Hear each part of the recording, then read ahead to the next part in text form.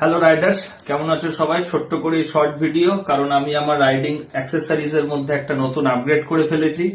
আর সেই আপগ্রেডটা হচ্ছে এবার এক্সর এর প্রিমিয়াম সেগমেন্টের হেলমেট, এক্সর অ্যাপেক্স।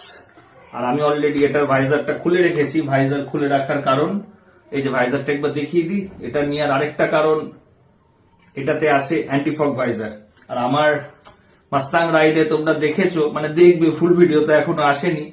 মাস্তাং রাইডে যেটা হয়েছিল, ওই অ্যান্টিফগ ভাইজারের যে অ্যান্টিফগ এর ফিল্মটা, সে ফিল্মটা কোনো কাজে দেয় না। দ্যাটস ওয়াই এই আপগ্রেড। আর আরেকটা ছোট্ট জিনিস দেখাই তো, আমি অ্যাজ ইউজুয়াল যে মাইক ইউজ করতাম ওয়া AU 400, সে একই মাইকই এইটাতে ফিক্সড হবে। আর এইটার সাথে এবার ফিক্সড হবে হচ্ছে ডেড ক্যাট গুলো। তো আমি আমার পুরনো হেলমেটটাকে অ্যাজ ইট ইজ যেরকম ছিল সেটা সেরকমই রেখে দিলাম।